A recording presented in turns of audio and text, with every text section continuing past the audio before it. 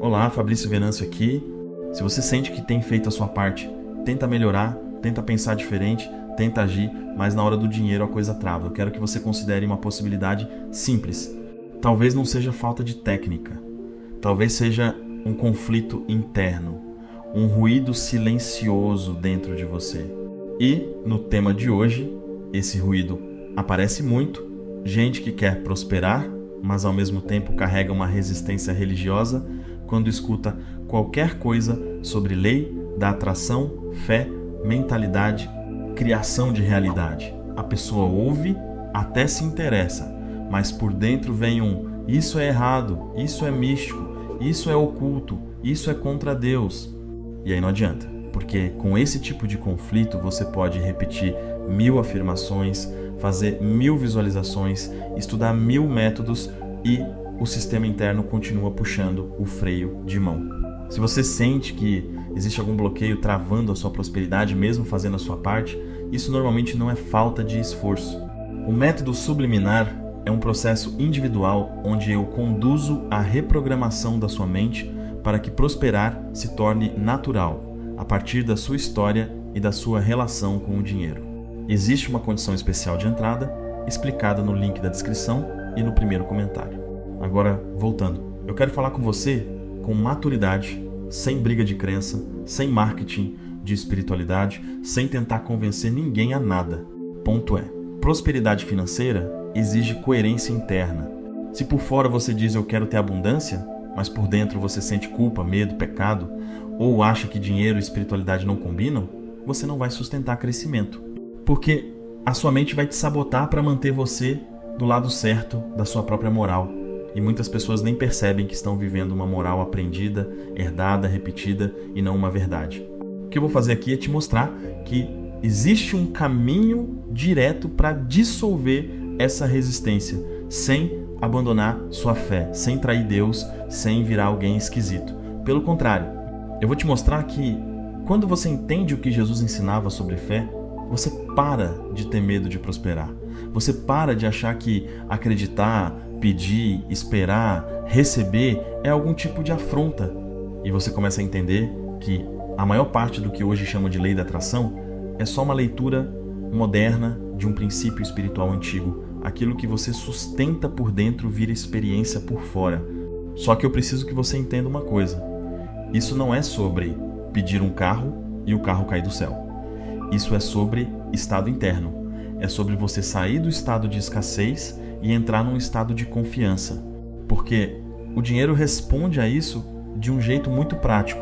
Suas decisões mudam, sua percepção muda, sua coragem muda, sua tolerância ao desconforto muda, sua disciplina muda, seu senso de merecimento muda. E com isso sua vida financeira muda.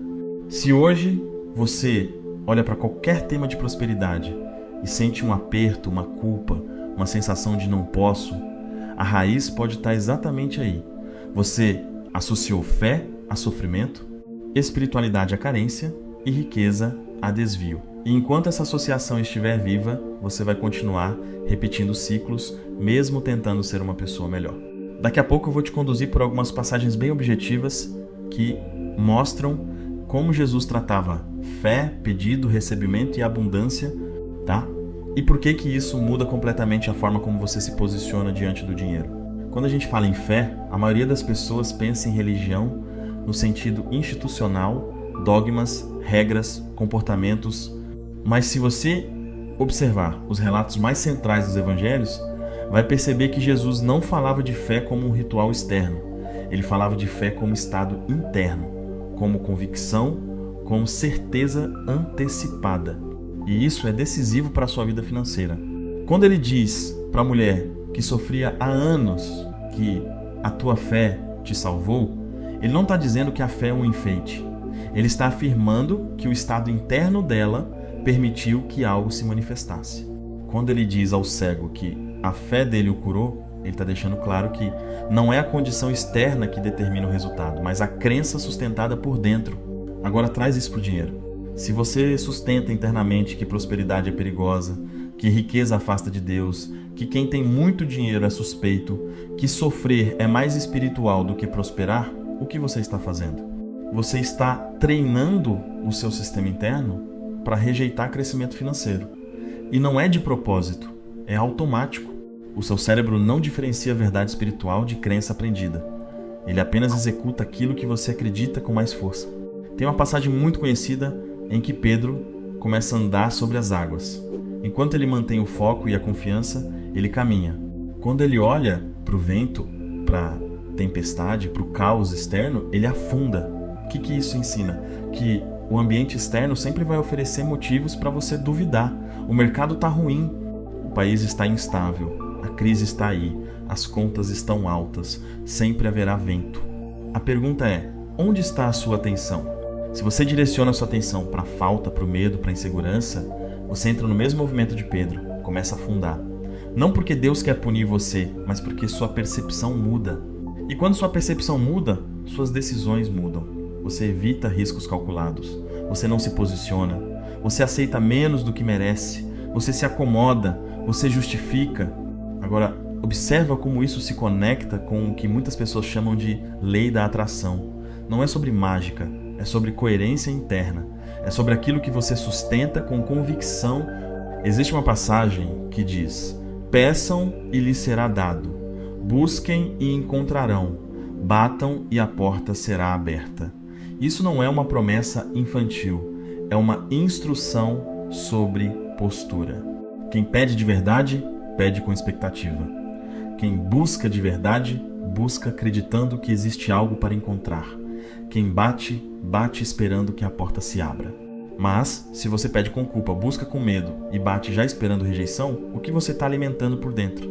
Prosperidade exige um alinhamento silencioso entre aquilo que você diz acreditar e aquilo que você realmente sente quando pensa em dinheiro. E é justamente nesse ponto que muitas pessoas travam sem perceber que estão travando.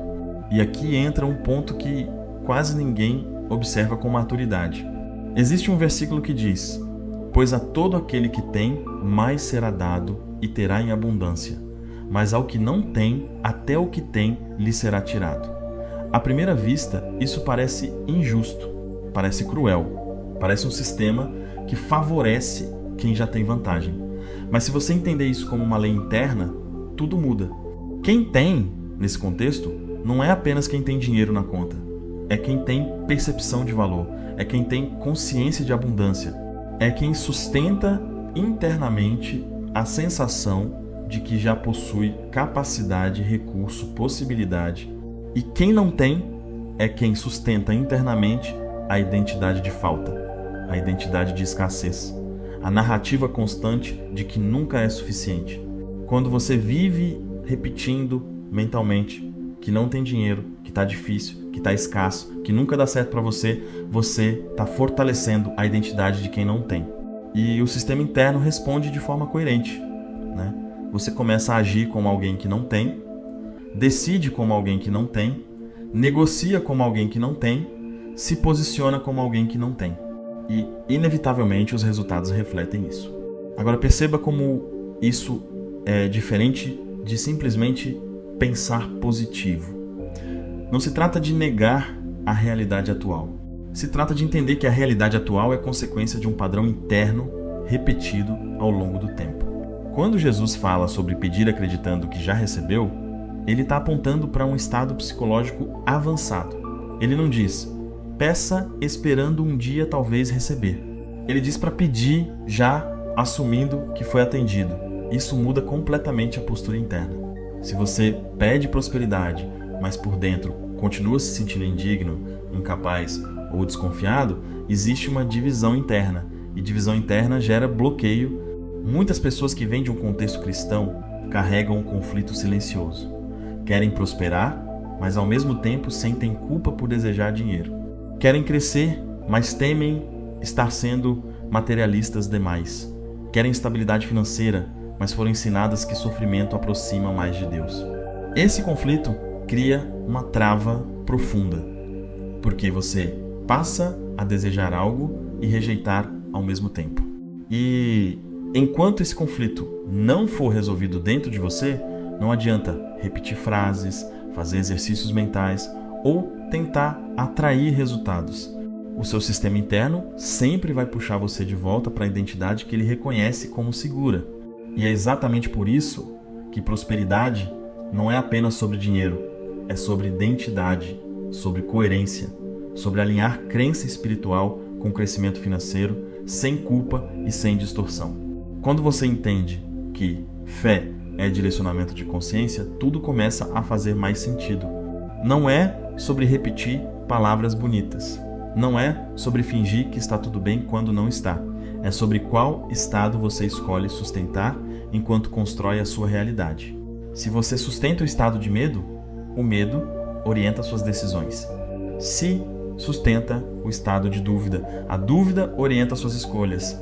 Se sustenta o estado de confiança, a confiança começa a moldar o seu caminho. Jesus nunca ensinou passividade, ele ensinou posicionamento interno. Ele nunca disse para alguém sentar e esperar o milagre cair do céu. Ele sempre conectou fé com ação, com movimento, com decisão. A mulher que foi curada precisou atravessar a multidão. O cego precisou gritar. Pedro precisou sair do barco. Percebe a diferença? A fé não elimina o movimento. Ela direciona o movimento. E quando falamos de prosperidade financeira, isso é ainda mais evidente. Você não prospera apenas porque acredita. Você prospera porque a sua crença muda a sua postura. E a sua postura muda as suas decisões. E suas decisões mudam seus resultados. Se você acredita que sempre falta, você evita riscos saudáveis. Se acredita que dinheiro é sujo, você sabota oportunidades. Se acredita que prosperidade afasta você de Deus, você cria um bloqueio inconsciente. Agora, se você começa a entender que abundância é expansão, que crescimento é multiplicação de talentos, que prosperar é administrar bem aquilo que foi confiado a você, a sua relação com o dinheiro muda completamente. A parábola dos talentos deixa isso muito claro. O problema não era ter pouco. O problema era enterrar o que foi dado por medo. O problema era não multiplicar por insegurança. E isso se aplica hoje. O talento pode ser conhecimento, pode ser habilidade, pode ser oportunidade, pode ser uma ideia. O que você faz com isso define o que acontece depois. A fé verdadeira não é mágica. Ela é coerência. É alinhar pensamento, emoção e ação na mesma direção. Quando isso acontece, você deixa de viver reagindo às circunstâncias e passa a influenciar o rumo da sua própria vida. E é nesse ponto que a conversa deixa de ser religiosa ou filosófica e passa a ser profundamente prática.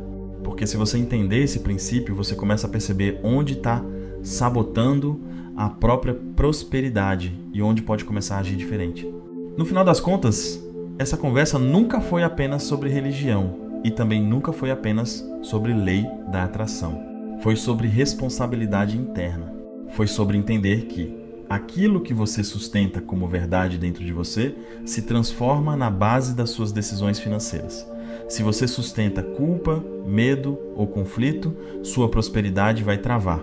Se você sustenta coerência, confiança e alinhamento, a sua vida financeira começa a responder de outra forma. Prosperidade não é um prêmio espiritual.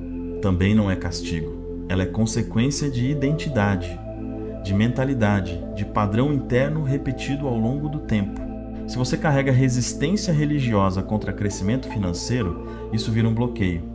Se você carrega crenças de escassez aprendidas na infância, isso vira um limite invisível.